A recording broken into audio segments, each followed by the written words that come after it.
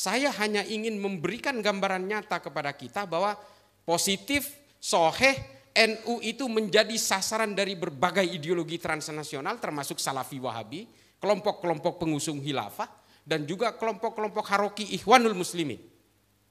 Ini kita berusaha dipecah belah Pak, termasuk yang sesama NU sekalipun.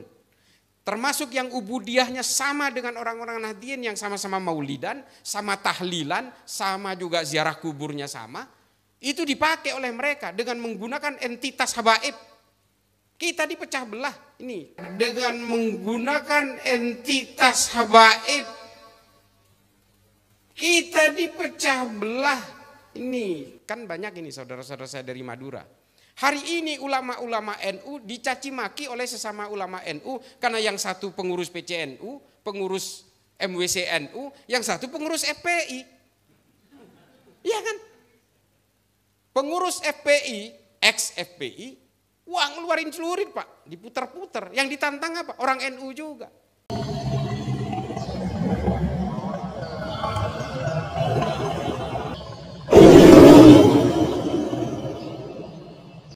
Saya tidak ada niat untuk mendiskreditkan apapun. Bagi saya, setelah kenabian, sifat maksum itu sudah tidak melekat kepada manusia. Para sahabat setelah itu, ya dia melekat dengan kemanusiaannya tanpa sifat-sifat maksum. Dia bisa berbuat kesalahan. Ya ini fakta sejarah. Dan yang membunuh dan yang terlibat konspirasi politik di Madinah awal pasca Nabi Muhammad wafat, ya ini juga para sahabat juga kok. Perang Jamal, perang Siffin meskipun ini dikatakan sebagai korban fitnah, faktanya mereka berperang sesama orang Islam. Nah ini juga jawaban saya terhadap beberapa orang yang membantah di YouTube karena ini ada rekamannya ya. Ini semua rujukan sejarah. Tarikh At-Tabari jelas, Ibnu Athir, Ibnu Katsir, Ibnu Mas'udi sebagai penulis sejarah yang pada generasi terakhir juga banyak menulis surat tentang ini. Konflik Sa'ad bin Ubadah dengan Sayyidina Umar, perpecahan antara kaum muhajirin dan kaum ansor. Ini kan juga terjadi. Tapi kan kita selama ini kan memang terlalu sibuk menyembunyikan sejarah-sejarah yang nggak nyaman. Ini selamat datang Kiai. Mohon maaf ya. Rois Surya. Salam takdim saya, Sukoharjo. Waduh, ini saya cerita sedikit nanti soal Sukoharjo ini.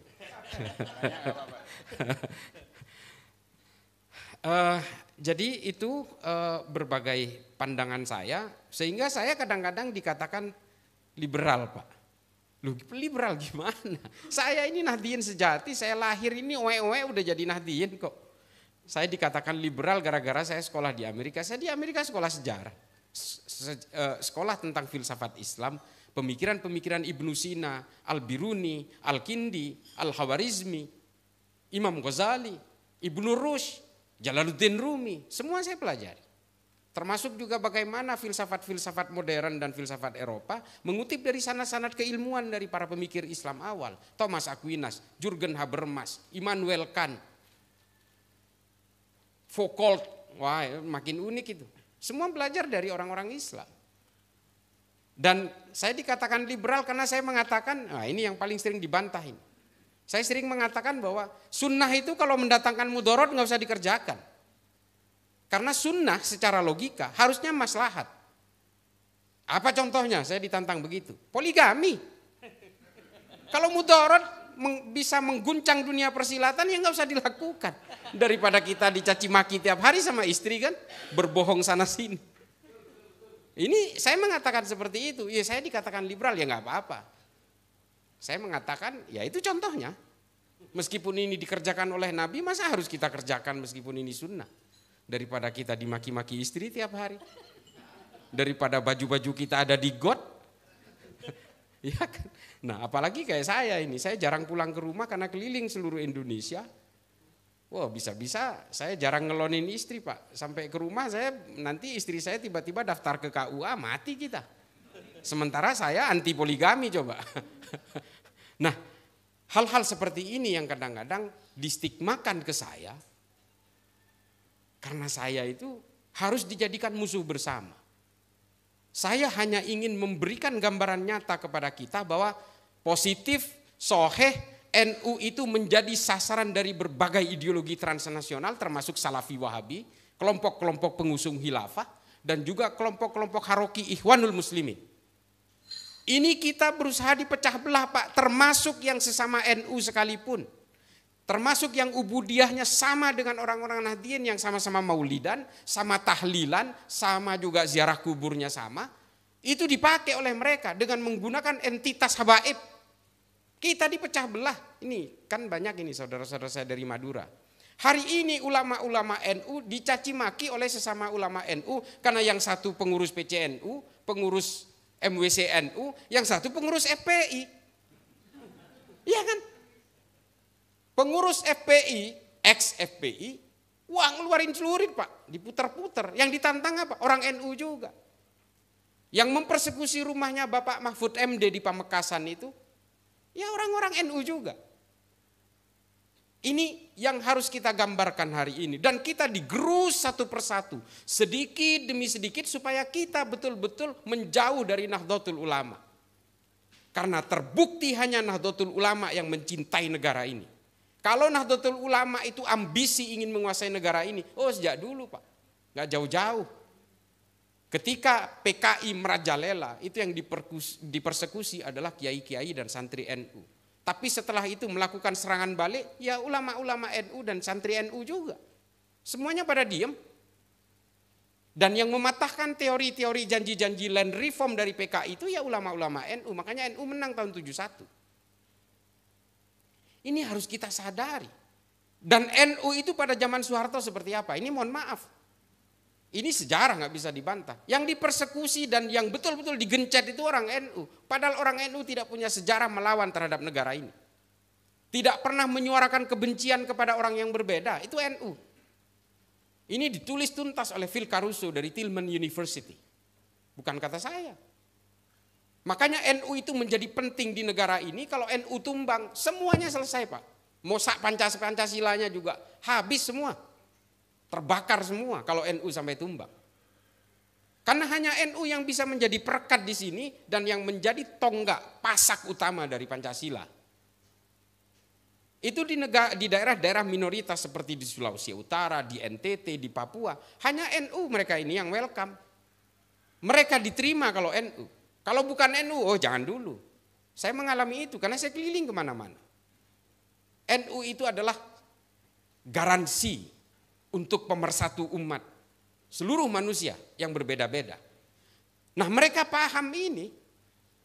Orang-orang pengusung ideologi transnasional ini paham bahwa NU ini menjadi penting. Makanya kita digerogoti satu persatu, dipecah belah satu sama lain. Dan kita nggak pernah dibiarkan hidup tenang-tenang gitu. Sampai presiden kita, Gus Dur misalnya. Ini kan entitas mewakili representasi NU menjadi presiden. Ketika dia diturunkan secara inkonstitusional, ada nggak orang NU yang memberontak ke negara ini? Nggak ada. Apakah datang seperti 212 mengepung Monaslimin menjadi Monaslimin?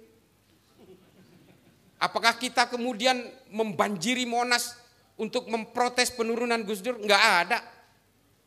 Gus Dur mengatakan, bangsa ini harus lebih disayangi daripada saya. Dan tidak ada jabatan yang harus dipertahankan mati-matian. Itu loh NU. Nggak ada. Nah, karena NU ini kemudian menjadi penting di dalam negara ini. Menjadi perekat dari Muhammadiyah dan berbagai organisasi keagamaan di negara ini. Menjadi perekat dari berbagai lintas keimanan di negara ini. Ini kemudian menjadi sasaran utama Pak dari berbagai operasi intelijen, dari berbagai pihak. Tolong dipahami. Operasi intelijen ini licik Pak, halus. Mereka jejalkan orang yang mengaku sebagai Nahdien tapi sebenarnya ngombok-ngombok dari dalam. Membentuk organisasi tandingan dan sebagainya. Ini sebagai upaya untuk memecah belah NU. Seorang pemikir Kristen dari Libanon, namanya Philip Hurri Hitti. Judul bukunya The Story of the Arabs. Kisah bangsa Arab. Orang Eropa pernah menyusupkan 25 orang Kristen untuk dikonversi menjadi Islam, termasuk di Indonesia namanya Snuk Horgronya. Ini ditulis oleh Philip Hurry Kitty. Philip Hurry Hitty, bukan Kitty. Dia menulis hanya untuk mencari kelemahan-kelemahan orang Islam. Dan ternyata betul, orang Islam itu paling mudah dihasut untuk dipecah belah ketika dia diberikan dengan kepentingan-kepentingan politik.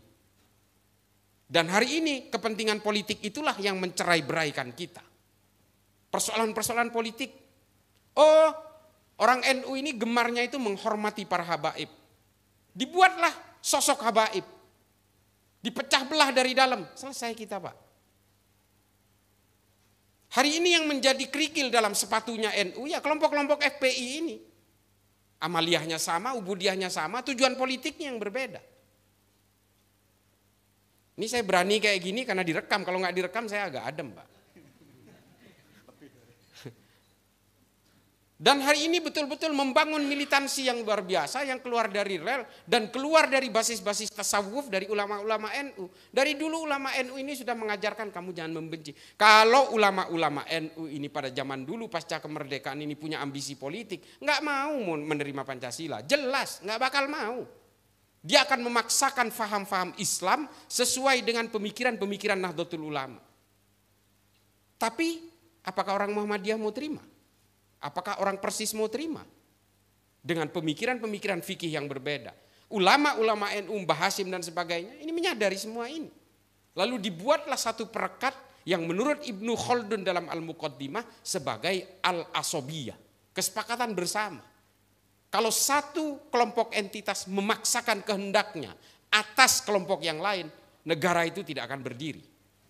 Ulama NU menyadari ini. Meskipun NU sangat mayoritas pada saat itu, Islam juga sangat mayoritas di situ, orang-orang ulama-ulama NU, oh bisa saja, bisa mendikte negara ini. Mau diarahkan kemana negara ini. Sangat dominan ketika itu. Tapi tetap menerima Pancasila karena semua berjuang untuk kemerdekaan negara ini. Itu loh hebatnya ulama NU. Dan kita hari ini betul-betul ingin digrogoti dari dalam, dipecah belah atas nama apa? Khilafatu min hajin nubuwah. Politisasi agama ini, Pak. Politisasi agama, semua ideologi transnasional itu, semua punya tujuan politik. Semua punya tujuan politik itu. Termasuk kelompok-kelompok Salafi Wahabi, mustahil nggak punya tujuan politik. Ini produknya kemarin meledak di Bandung itu. Dan Solo ini saya mau cerita Solo ini. Kita geser sedikit ke Solo lah, biar sedikit adem. Tapi nggak adem juga sebenarnya. Oh, habis hujan. Solo ini menjadi simpul yang penuh dengan keunikan, Pak. Semua ideologi hidup di Solo. Bomnya meledak di Bali, simpulnya di Solo. Bomnya meledak di Bandung, simpulnya di Solo. Semua mengarah Solo. Konfliknya di Poso, simpulnya ada di Solo. Konfliknya di Ambon, simpulnya di Solo. Semua ada di sini, Pak. Ini tolong disadari. Mengapa Solo? Solo ini sudah menjadi melting pot ideologi sejak dulu. Semua ideologi hidup di sini. Ahlus Sunnah wal Jamaah hidup. Syiah hidup. PKI hidup. Hidup. Di sini udah pernah menang loh PKI pemilu tahun 1955. Karena janji PKI adalah mengembalikan tanah rakyat yang dikuasai oleh keraton. Menang di sini. Tapi setelah itu yang menang adalah syarikat Islam. Syarikat dagang Islam ketika itu. Karena isinya kan pedagang-pedagang semua. Di sini adalah melting pot ideologi. Coba bayangin kalau ini kemudian didiamkan menjadi satu perbedaan yang saling bergesekan, pada akhirnya melahirkan produk-produk seperti yang dilakukan oleh Abu Bakar Ba'asyir. Dan ini kemudian menjadi epicentrum. Saya pikir kemarin bom yang meledak di Bandung itu, Pak, udah bukan bagian dari Solo. Ada juga. Masih menggigit kota Solo juga. Ternyata ya asalnya dari sini-sini juga. Coba. Nah. Tapi ini memang tidak sengaja kita keluarkan karena masih ada pesta, Pak. Ini kan pestanya udah mau bubar, nggak apa-apa lah dikit-dikit. Tapi ini harus dipahami oleh Bapak Ibu sekalian yang saya muliakan di kota Solo ini harus kita sadari bahwa NU harus menjadi pemain utama di kota Solo Karena kalau NU tidak bisa menjadi perekat dari berbagai ideologi yang hidup dan tafsir-tafsir yang segala macam ini, maka Solo betul-betul akan menjadi epicentrum yang dalam konteks negatif, bukan dalam konteks yang positif. Ini kalau didiamkan. Makanya semua kesatuan TNI dan Polri itu pasti punya posko di Solo. Memang unik, Pak. Ini mohon maaf ya. Termasuk orang Islam yang makan anjing pun ada di sini, Pak. Ini membuktikan bahwa ideologi apapun hidup di sini. Ini kan harus kita ketahui semua. Artinya dan semua punya zona nyamannya masing-masing. Dan ketika satu sama lain saling mempersekusi, ini kan bahaya. Amrozi simpulnya di sini padahal orang Lamongan.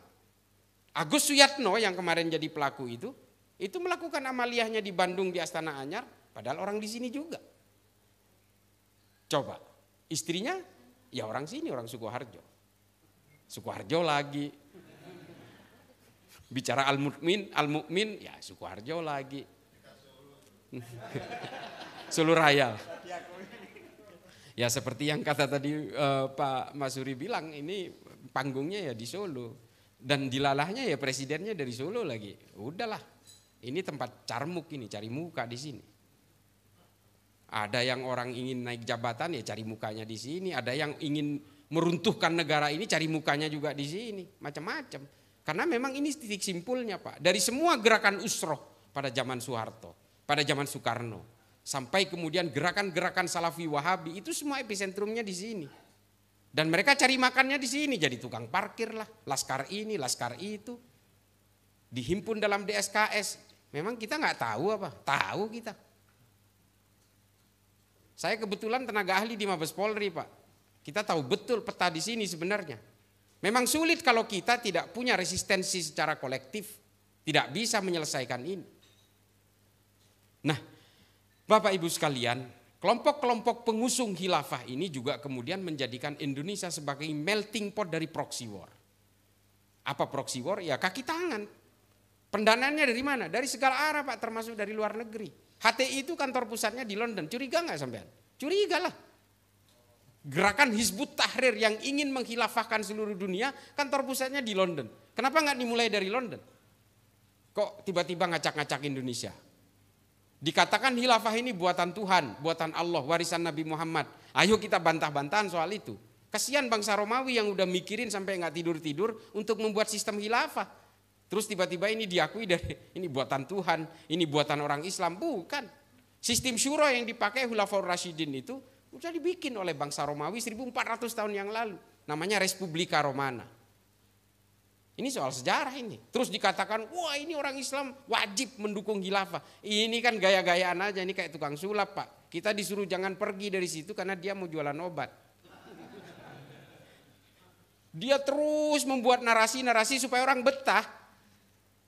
Nah ini yang dilakukan kelompok khilafah ini. Bani Umayyah menggunakan sistem al-mamlakah, kerajaan. Seperti yang dilakukan Arab Saudi hari ini. Itu kan sistemnya orang Romawi juga. Namanya monarki absoluto.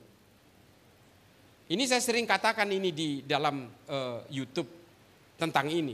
Pada zaman Bani Abbasiyah, sistem politik yang dipakai adalah ahlul halli wal aqdi. Ini dari Tuhan atau bikinan umat Islam? Bukan, ini bikinan orang Romawi ketika menguasai kekaisaran Bizantium. Namanya Concilium Plebis. Sama persis, cuma yang ini versi Islam, yang ini versi Romawi. Gitu aja. Terus dibilang ini bikinan Tuhan. Enggak, ini hanya cara-cara politisasi agama aja. Karena kalau menggunakan agama mudah menipu orang. Orang mudah percaya untuk terhipnotis lalu mengikuti dia, lalu kita ikut serta mewujudkan ambisi-ambisi politik dia supaya menjadikan Indonesia ini negara khilafah.